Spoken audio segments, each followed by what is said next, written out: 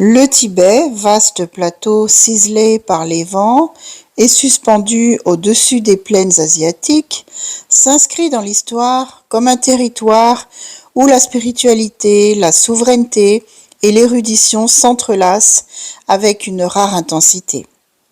Dès le 7e siècle, sous l'égide du roi Songtsen Gompo, s'opère une unification politique et culturelle d'une portée considérable.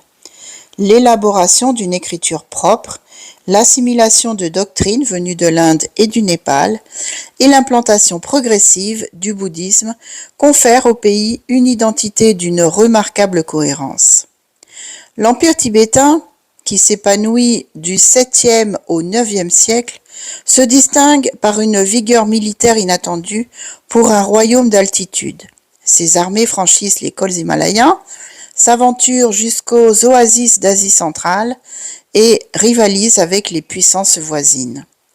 Toutefois, l'effondrement de cette structure impériale inaugure une ère de morcellement où se confrontent lignées aristocratiques, écoles monastiques et autorités régionales.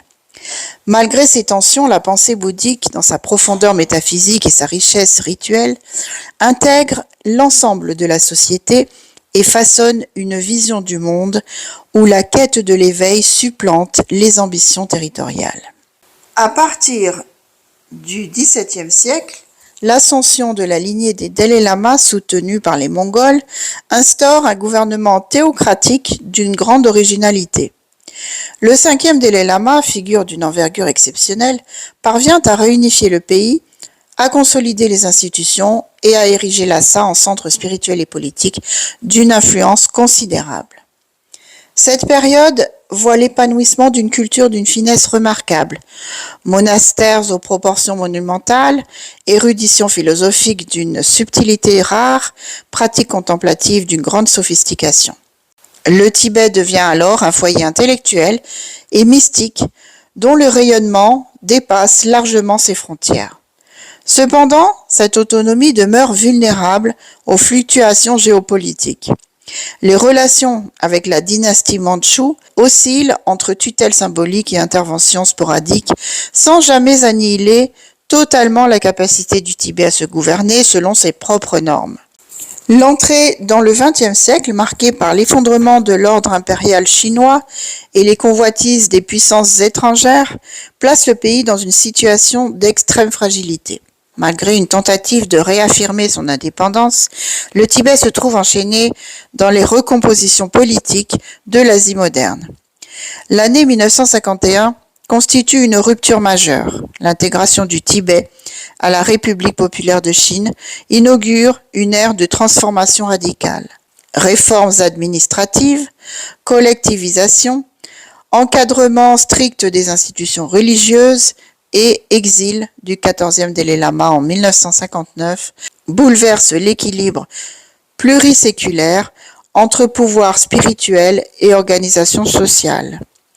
Les décennies suivantes alternent phases d'assouplissement relatif et périodes de contrôle rigoureux, tandis que la culture tibétaine, bien que profondément résiliente, doit affronter des mutations rapides et souvent douloureuses. Aujourd'hui encore, le Tibet demeure un symbole d'une puissance singulière, celui d'un peuple farouchement attaché à sa langue, à ses monastères, à ses paysages sacrés et à une vision du monde où la compassion, la sagesse et la discipline intérieure constituent les véritables fondements de la civilisation.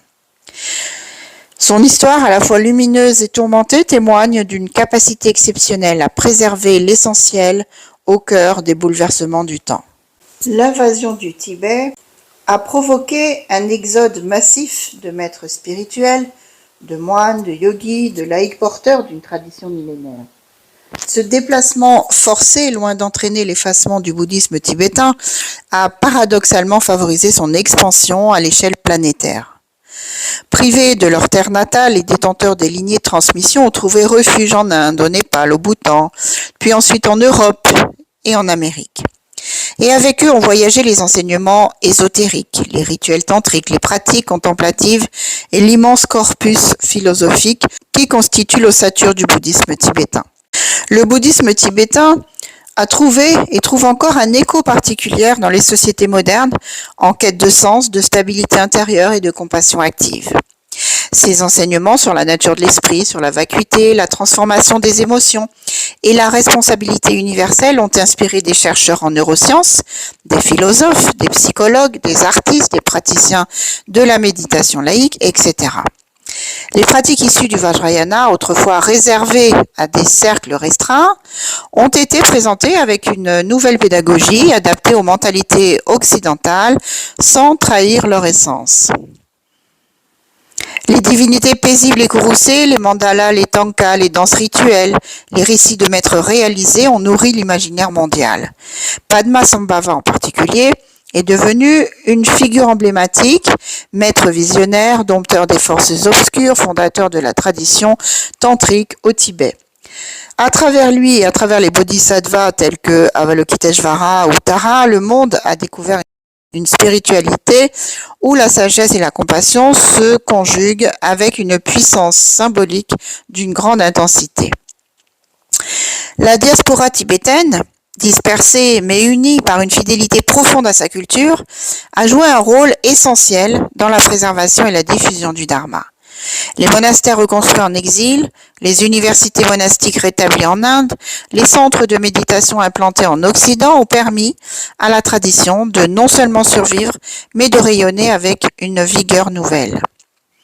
Donc, loin d'être un simple déplacement géographique, l'exil tibétain a transformé une tragédie historique en un mouvement de diffusion spirituelle sans précédent. Le bouddhisme tibétain, arraché à sa terre d'origine, a franchi les frontières pour devenir une culture du monde, un patrimoine spirituel universel et un chemin de transformation intérieure accessible à tous. Rachid Delay.